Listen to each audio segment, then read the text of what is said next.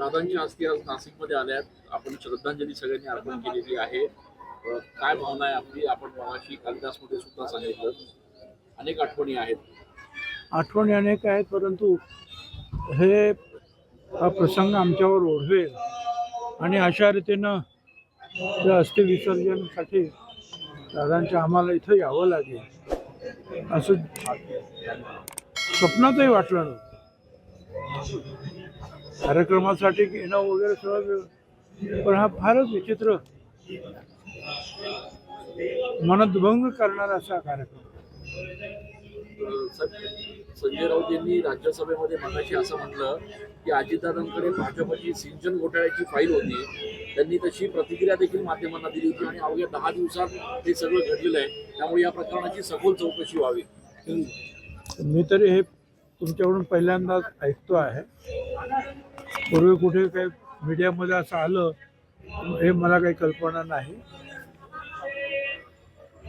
आणि अजितदादा आणि मुख्यमंत्री आणि शिंदे सुद्धा हे तिघे जे अतिशय एकमतानं राज्यकारभार चालवत होते. त्याच्यामुळे एकमेकापासून लपून ठेवून असं काय ते कोण काही करेल असं मला तरी काय वाटत नाही. आणि याबद्दल मला माझा विश्वास नाही याची काही सांगता येईल. साहेब, मधल्या काळामध्ये जी काही दोन्ही राष्ट्रवादी एकत्र करण्यासंदर्भातली बैठक झाली होती, त्याचा व्हिडिओ देखील मध्ये व्हायरल झाला. त्याची माहिती आता अशी समोर येते की सुप्रियाताईंना केंद्रात द्यायचं मंत्रिपद, अजितदादांनी राज्य सांभाळायचं, प्रफुल्ल पटेल आणि जयंत पाटील यांना कॅबिनेट मंत्रिपद द्यायचं असं ठरलं होतं, अशी माहिती समोर येते. आता असं आहे, प्रत्येक जण जे आहे ना आपापल्या पद्धतीनं माहिती सांगतोय. त्याला पुरावा काय काय माहिती नाही. आम्हाला एवढं माहिती होतं की तिथे काही कृषी प्रदर्शन होतं आणि ते फार मोठ्या प्रमाणावर असतं बारामतीमध्ये. आणि त्यावेळेला ही सगळी मंडळी तिथे एकत्रित आली होती आणि त्यावेळेला जिल्हा परिषदेच्या ज्या निवडणुका वगैरे आहेत त्या एकत्रित लढाव्या अशा प्रकारचं ठरलेलं होतं. ते आम्हाला अजितदादांनी सांगितलेलं होतं, मला आठवतं. त्या पलीकडे काहीही नाही. आणि स्वतः मुख्यमंत्र्यांनी सांगितलं की असं काही असतं तर त्यांनी मला नक्कीच ते शेअर केलं असं मला सांगितलं असतं. पण शरद पवार त्याच्यावर असं म्हणतात की जे त्या बैठकीलाच नव्हते, म्हणजे मुख्यमंत्र्यांना समोरून म्हणाले या बैठकीला जे लोक नव्हते त्यांना काय माहिती की नेमकं काय झालं. ठीक आहे, परंतु जर तुम्ही तिथे मगाशी सांगितलं पण कृषी प्रदर्शनासाठी आलेली ही सगळी मंडळी होती आणि इथून फक्त अजितदादा होते ते बारामतीचे असल्यामुळे, त्यामुळे आमच्यापैकी इतरांना कोणाला ते जाण्याचा प्रश्नच नव्हता ना. आणि अचानक अशी काहीतरी तिकडे मिटिंग होणार हे कोणाला माहिती होतं. आणि मग असं काही घालायचं असेल तर तिकडचे जसे 7-8-10 माणसं तसे इकडचे 2-4-5 माणसं बसून एकत्रित येता काय तो निर्णय घ्यायला पाहिजे आहे आणि मग आपण बोलायला पाहिजे. असं काही असो, परंतु मला असं वाटतं की आता हा विषय जो आहे, आता उपमुख्यमंत्रीपदी जे आहेत सुनेत्राबाई बसलेले आहेत. एक राज्याचे जे काही प्रमुख जे राज्यकर्ते त्यापैकी ते एक आहे. आता त्या इतरांशी चर्चा करून काय निर्णय घेतील ना. एवढं ताबडतोब सगळं जे बोलण्याचं काही कारण आहे असं काय मला काय वाटत नाही. फक्त मर्जीवरच होणार होतं ना, आणखीन काहीतरी करणार होते, काय होणार. मर्जीवर येतं तर काय असेल, मर्जीवर काय करायचं. आणि ते दोन्ही बाजूने संमती झाली. आणि एक लक्षात घ्या की आम्ही सगळे जे आहेत बीजेपी प्रणित सरकारमध्ये आहोत, त्यामुळे NDA मध्ये सुद्धा. आता याचं काय करायचं मग. काही वेळेला वर्तमानपत्र येतं की NDAचा आमचा संबंध नाही, आम्ही MD मध्ये जाणार नाही वगैरे वगैरे.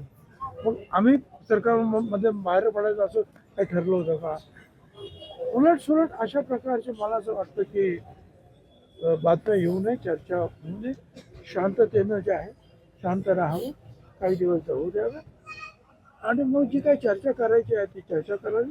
आणि चर्चा करत असताना साहजिकच आहे, ज्या सरकारमध्ये ज्या मुख्यमंत्र्यांच्या सरकारमध्ये आम्ही काम करतो त्यांना सुद्धा विश्वासात घ्यावंच लागेल. ते स्वतः मुख्यमंत्री म्हणाले. साहेब, अजितदादा होते तोपर्यंत शरद पवार पक्षामधनं कोणी विलिनीकरणासंदर्भात बोलत नव्हतं. त्यांच्या निधनानंतर जवळपास सर्वच नेते विलिनीकरण होणार काही दिवसामध्ये अशी चर्चा सुरू झाली. अगदी 14 तारखेची वेळ सुद्धा काढलेली होती. 14 तारखेला अधिकृत घोषणा होईल अशा पद्धतीचं वक्तव्य येत आहे. मला काही कल्पना नाही. प्रत्येकजण आपल्या मताने काही काही बोलतो. काय आता मी तर फार पूर्वीच म्हणालो, जर ठाकरे एकत्र येऊ शकतात तर पवार का एकत्र येऊ शकतात. तो काय अटी शर्ती, कुठली परिस्थिती, काय परिस्थिती, तिकडे ठाकरे यांना काही बंधनं नाही. इथे थोडंसं जे आहे ते BJP आणि शिंदेबरोबर जात असताना त्यांचं काय म्हणणं आहे हे ऐकावंच लागेल ना आम्हाला. जितेंद्र आव्हाड असं म्हणाले की पक्षाच्या राष्ट्रीय अध्यक्षपदी पक्षाच्या राष्ट्रीय अध्यक्षपदी सुमित्रा पवारच अध्यक्ष असतील असं अमोल मिटकर यांनी स्पष्ट सांगितले की त्याच अध्यक्ष होतील. काय हरकत नाही. म्हणजे आमचं काय उद्या सगळी जे आहेत असं आहे ना की त्याची सुद्धा एक मोठंच ऑपरेटिव्ह म्हणजे एक ठरलं फॉर्मॅलिटी आहे. सर्व प्रांताचे जे प्रांताध्यक्ष आहेत देशातील आणि महाराष्ट्रातील एकत्र येऊन त्याचा निर्णय तो घ्या, तो घेऊ. लोकांचं ते मत असेल तसंही होईल. जितेंद्र आव्हाड असं म्हणाले की विलिनीकरणाचा जो मुद्दा होता तो अजितदादांनी त्याच्यासाठीचा पुढाकार घेतलेला होता, मात्र आता मला काही बोलायचं नाही, शेवटचं बोलणं माझ्यासोबत झालं होतं असं जितेंद्र आव्हाड दावा करताय. ठीक आहे. आता प्रत्येकजण दावा करतो आणि वेगवेगळ्या गोष्टी मांडतायत. आता मी तर ते काय ऐकलेल्या नाहीत ना अजितदादांनी आम्हाला काय सांगितलं. अजितदादांनी आम्हाला कृषी प्रदर्शन आणि ते जे आहे ते 27 तारखेला कदाचित 26 तारखेला आम्ही तिकडे बसलो असताना देवगिरीवर चर्चा झालेली मला ते आठवतं. 26 हे असं झालेलं आहे आणि ती सगळी मंडळी आली होती आणि मी होतो आणि म्हणाले की एकत्र आम्हाला घड्याळावर लढायचं. इथपर्यंत काहीतरी चर्चा झालेली असं मी तरी ऐकलेलं आहे. पण याच्या पुढे आणखीन काय होणार, काय ठरलं हे काय आम्ही माहीत नाही. तुम्ही मत म्हणताय की एका चिन्हावरती निवडणूक लढायचं ठरलेलं होतं असं चर्चा झाली. पण तेच सांगताय अशी चर्चा झाली. कारण आता ह्या मागे सुद्धा ते लढलेच ना एकत्रित पुण्यामध्ये आणि इतर ठिकाणी. असं एकत्र लढू असं काहीतरी चर्चा झाली असं.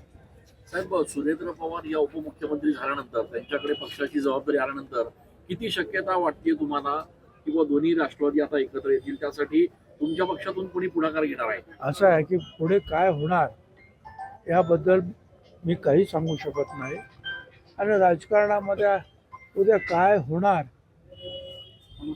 हे काही सांगू शकत नाही. आता हे जे काय चाललं होतं अचानक असं अजितदादाचं काय होईल असं काही वाटलं का आपल्याला? आता काही लोक सुनेत्राताईंबद्दल बोलतात. इंदिरा गांधींना सुद्धा ज्या वेळेला त्या पदावर प्रमुख बसवलं त्यावेळी काय ती गुंगी गुडिया मग ती गुंगी गुडिया जी आहे तिने देशाला आणि जगाला चमत्कार दाखवले. त्यामुळे आपण सगळ्यांनी जे आम्ही तर ठरवलं की सुनेत्राताईंच्या बरोबर काम करायचं, त्यांना सहकार्य करायचं. त्यांच्या नेतृत्वाखाली जे काही आता पुढे ठरेल सगळे नेते बसून ते होईल.